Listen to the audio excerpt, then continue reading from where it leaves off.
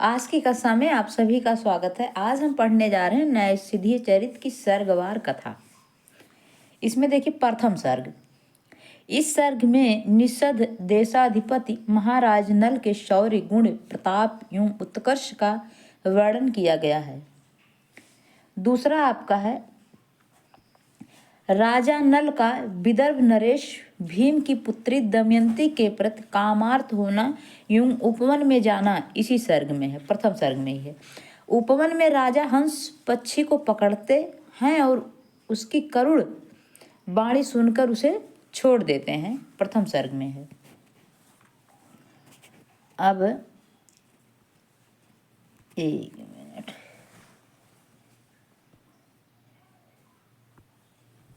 दूसरे सर्ग में देखिए हंस के हर्षोल्लास से यह सर्ग आरंभ होता है। द्वितीय सर्ग कहाँ से आरंभ होता है? हंस के हर्षोल्लास से। हंस अपने परिवार से मिलकर पुनः कृतज्ञता प्रकट करने नल के पास उपवन में जाता है। राजा नल हंस से दमयंती के पास कुंडिनपुर जाने के लिए आग्रह करते हैं। हंस कुंडिनपुर पहुंचकर उपवन में सखियों के साथ विहार कर रही दमयंती के पास रुक जाता है। फिर आता है आपका तीसरा सर्ग। दमयंती हंस को पकड़ना चाहती है तीसरे सर्ग में, और इसी प्रयास में वह हंस के पीछे पीछे सघन वन में पहुंच जाती है। वहां एकांत पाकर हंस राजा नल के अलौकिक गुणों एवं अनुपम सौंदर्य का वर्णन करता है। दमयंती राजा नल के प्रति अपनी आसक्ति प्रकाशित करती है। हंस पुनः राजा नल के पास लौट आता है और सफलता की सूचना देता है। आगे आपका है चतुर्थ सर्ग। इसमें दमयंती की वियोगावस्था का वर्णन है। दमयंती राजा नल से मिलने की इच्छा प्रकट करती है और विकल हो जाती है। आगे है विदर्भ नरेश भीमसेन अपनी पुत्री दमयंती का यह विचित्र दशा देखकर स्वयंवर का निश्चय करते हैं। अब दमयंती कहाँ की है? विदर्भ देश की। इनके पिता का नाम जो है भीमसेन है। पंचम सर्ग में देखिए, पंचम सर्ग का प्रारंभ देवलोक में महर्षि नारद द्वारा इंद्र के सभा में दमयंती की विलक्षण सुंदरता का वर्णन करते हुए होता है। इंद्र, वरुण, अग्नि एवं यम देवताओं के साथ पृथ्वी लोक में प्रस्थान करते हैं।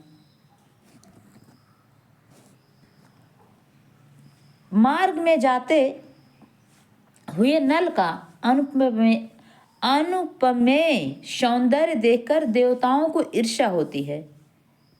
देवता राजा नल को दमयंती के पास जाने के लिए कहते हैं। दमयंती इंद्र, वरुण, अग्नि एवं यम में से किसी को वर्ण करे ऐसा दमयंती से कहने की याचना करते हैं। राजा नल ऐसा करने के लिए तैयार हो जाते हैं और इंद्र द्वारा इन्हें अदृश्य होने की शक्ति प्रदान हो जाती है। षष्ठ सर्ग, छठवां सर्ग है आपका। राजा नल अदृश्य रूप में दमयंती के राजप्रसाद में पहुंचते हैं। यहीं वो अदृश्य रूप में पहुंचते हैं। देवों की दूतियां नल के पहुंचने से ही किसी एक देवता को वर्ण करने का आग्रह कर रही थीं। आगे है दमयंती उन्हें मना कर देती है। यह देखकर नल अत्यधिक प्रसन्न होते हैं। आगे आपका है सर्ग सप्तम। राजा नल दमयंती के सौंदर्य का अवलोकन एवं स्वयं को प्रकट कर देने का भी निश्चय कर लेते हैं। इस सर्ग में दमयंती के नखशिख का स्वरूप भी वर्णित है।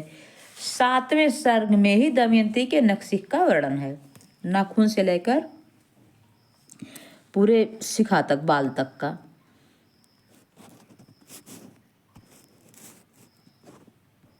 आगे है आपका आठवां सर्ग शुरू होता है। अष्टम सर्ग में राजा नल अपने स्वरूप को प्रकट कर स्वयं को देवदूत बताकर देवताओं में से किसी एक देवता का वर्ण करने को कहते हैं। 8वें सर्ग में राजा नल अपने स्वरूप को प्रकट कर स्वयं को देवदूत बताकर देवताओं में से किसी एक देवता का वर्ण करने को कहते हैं। कौन कहता है? राजा नल, जब वो अंतपुर में चले जाते हैं तब की बात है। 9वां सर्ग।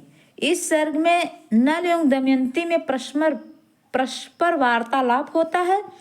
दमयंती राजा नल का ही वर्ण करने को कहती है। नल दमयंती को उसकी स्वयंवर सभा में आने की स्वीकृति देकर वापस लौट आते हैं। 10वां सर्ग। स्वयंवर के कार्यक्रम से यह सर्ग प्रारंभ होता है। चारों दिशाओं से आए राजाओं से पृथ्वी के ठसाठस भर जाने का वर्णन है। इंद्रयाद चारों देवता भी नल रूप में स्वयंवर में उपस्थित होते हैं। विष्णुदेव, अप्सराएं आदि भी स्वयंवर में दर्शनार्थ होते हैं।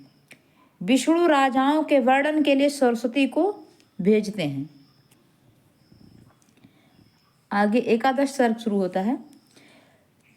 एकादश सर्ग में है सरस्वती द्वारा राजाओं के वर्णन से यह सर्ग प्रारंभ होता है। नल के प्रति आसक्ति से दमयंती स्वयंवर सभा में बैठे सभी राजाओं को क्रमशः छोड़ते हुए आगे बढ़ जाती है। द्वादश सर्ग।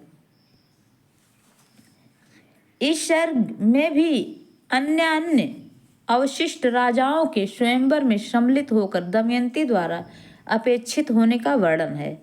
सरस्वती विभिन्न देशों के नरेशों का एक एक करके वर्णन करने के उपरांत अंत में नल के समीप पहुंचती है। दमयंती 5 राजा को नल के समान देखकर आश्चर्यचकित हो जाती है। किस सर्ग में? 12वें सर्ग में, द्वादश सर्ग में। त्रयोदश सर्ग। राजा नल के वेश में विद्यमान 5 नलों का श्लेष शब्दों का प्रयोग करके वर्णन सरस्वती द्वारा किया जाता है और दमयंती आश्चर्य एवं संशय में पड़ जाती है। दमयंती देवताओं और राजा नल में अंतर ना कर सकने के कारण क्षुब्ध एवं दुखी हो जाती है। अब आता है आपका 14वां सर्ग। चतुर्दश सर्ग। दमयंती देवताओं का मानसिक पूजन करती है, जिससे देवता प्रसन्न होकर श्लेष शब्दों को समझने की शक्ति प्रदान करते हैं। दमयंती अपने विवेक से राजा नल को पुष्पमाला पहनाकर वर्ण कर लेती है। तदुपरांत सरस्वती व सभी देवता आशीर्वाद देते हैं।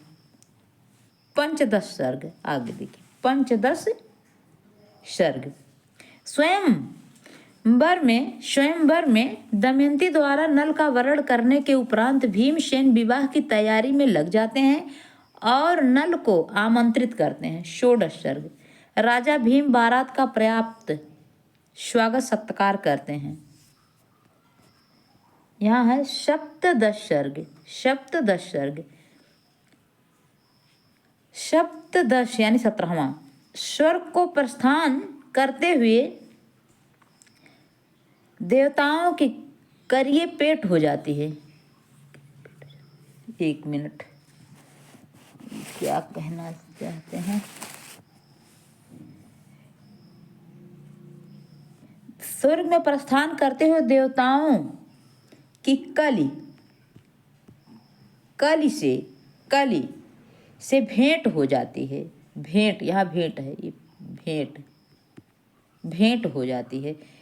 कहा गया स्वर्ग को प्रस्थान करते हुए देवताओं को कली से भेंट हो जाती है। आगे वही कली, यहाँ भी देखिएगा, आगे वही कली जो है, कली देवताओं से बताता है कि दमयंती के स्वयंवर में जा रहा है। कली देवताओं से बतलाता है कि वह दमयंती के स्वयंवर में जा रहा है। आगे तीसरा है, कली को देवता बताते हैं कि दमयंती नल को वर्ण कर चुकी है, तो वह राजा नल को राज्यच्युत होने और दमयंती से वियुक्त होने का शाप देता है, अलग होने का वियुक्त। आगे है, द्वापर के साथ कल निषद देश में गया और उपवन में भी विभीतक विभीतक वृक्ष का आश्रय लेकर, विभीतक वृक्ष, हाँ विभीतक वृक्ष है, विभीतक वृक्ष का आश्रय लेकर कई वर्षों तक दमयंती तथा नल को दोषोन्वेषण किया, किंतु कोई दोष नहीं पाया।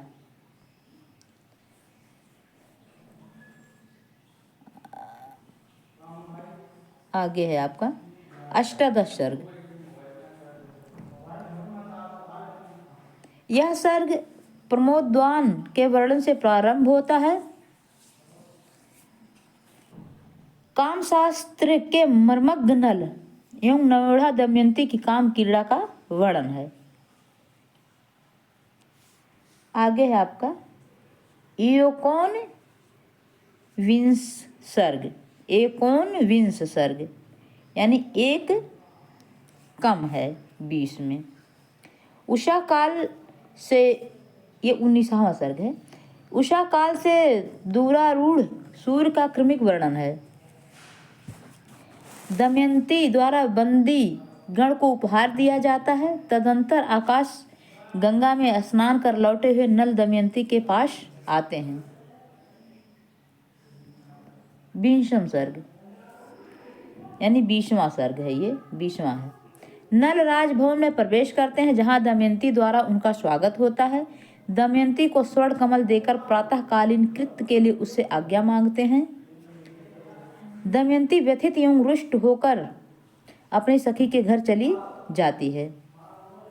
दमयंती के लौटाने पर नल उनकी सखी कला की सहायता से उसका मान भंग करना चाहते हैं और उससे विविध प्रकार के संभोगों का स्मरण दिलाते हैं।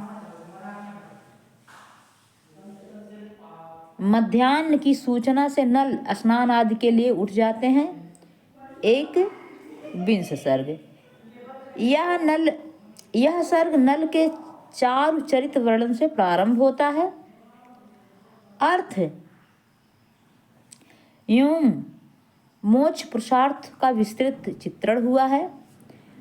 चकवी के विरह को दूर करने के लिए सूर्य से प्रार्थना करने के बहाने संध्योपासना के लिए नल नदी तट पर चले जाते हैं। आगे लास्ट सर्ग होता है द्वाविंश सर्ग।